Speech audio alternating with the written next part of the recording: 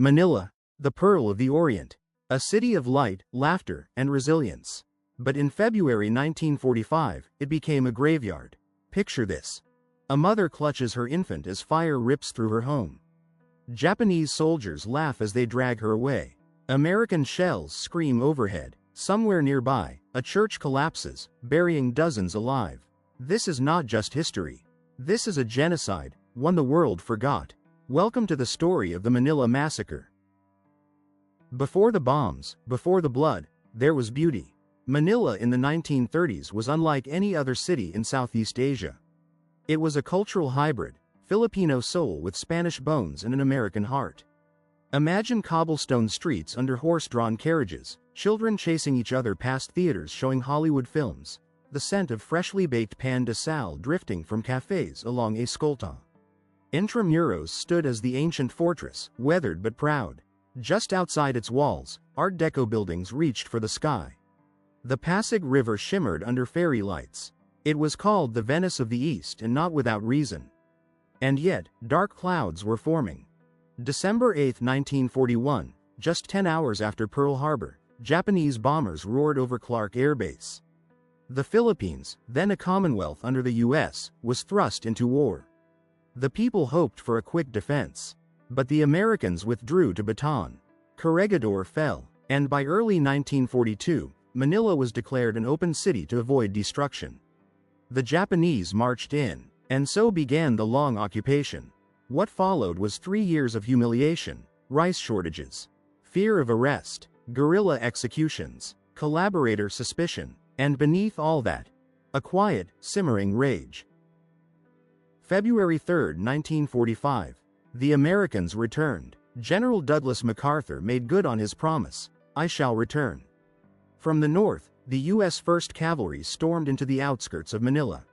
Many Filipinos, waving both Philippine and American flags, rushed out of hiding to cheer their liberators. They expected joy. Instead, they entered hell. You see, General Tomoyuki Yamashita, commanding Japanese forces in the Philippines, had ordered a withdrawal from Manila to the mountains. But one man refused, Admiral Sanji Iwabuchi.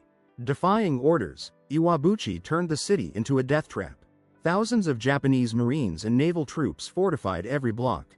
They mined buildings, rigged traps, prepared for a suicidal last stand. And worst of all, they were told to leave no enemy behind. In their eyes, every Filipino was the enemy. By February 6, the roads were choked. Fire and smoke rose from Ermita, Malate, and Tondo. Snipers prowled rooftops. Artillery lit up the night. Liberation turned into annihilation. What happened next was not combat. It was cruelty. In the Bayview Hotel, once a place of elegance, Japanese troops set up what survivors called a factory of death. Women, even young girls, were dragged in and raped, sometimes in front of their families, before being killed and dumped out the windows. In the district of Malate, entire families were herded into houses, locked inside, and burned alive. At the German club, hundreds of civilians seeking refuge were machine-gunned in the courtyard. In Paco, priests were tied up and forced to watch their congregation slaughtered one by one. A Red Cross nurse named Teresa Floor recalled seeing the Japanese enter a hospital, bayoneting every patient in their beds, including children with IVs still in their arms. At St. Paul's College, over 60 civilians were massacred by grenades as they prayed. Babies were tossed into the air and caught on bayonets. Let that sink in. This wasn't war. This was sadism, and Manila bled. Not all remained helpless. Guerrilla groups like the Hunters ROTC and Makapilis resisted in pockets. Some used homemade grenades, others fought with stolen rifles. In Maleknang's shadows, students threw Molotovs at snipers. Ordinary people became extraordinary. A barber smuggled over 80 neighbors to safety by cutting a hole in his basement wall. A blind musician used his knowledge of Manila's sewer system to lead a group of children to safety beneath the burning streets. Nurses stitched wounds with thread from curtains. Priests held last rites for hundreds a day. Some mothers drowned their own babies to prevent them from crying and revealing hiding spots. You want to talk about heroism? Look at those mothers. Look at those fathers. They died standing, hiding, bleeding, not for country, but for love. But while Japanese atrocities dominated the horror, the Americans weren't innocent either. As resistance hardened, the US brought in tanks, flamethrowers, naval guns. They shelled the city block by block to root out Iwabuchi's troops. The result? Hospitals destroyed, churches leveled, Intramuros, 500 years old, reduced to ash in 5 days. MacArthur's no-shelling order was ignored. Over 20,000 civilians may have died due to friendly fire. It was the only city besides Warsaw that suffered such catastrophic destruction during World War II. Manila was not liberated, it was sacrificed.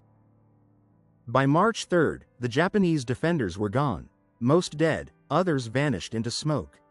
But at what cost? Over 100,000 civilians dead, nearly every historic building in Manila destroyed, over 90% of the city's infrastructure gone, thousands more wounded, orphaned, broken.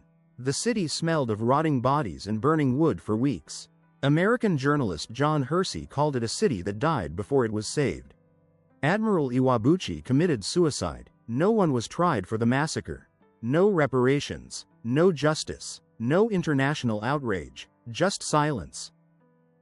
So why isn't the Manila Massacre in every textbook? Why isn't it in the same breath as Nanjing, Dresden, or Hiroshima? Because politics buried it. Post-war, Japan became a US ally in the Cold War. The Philippines, ever loyal, moved on.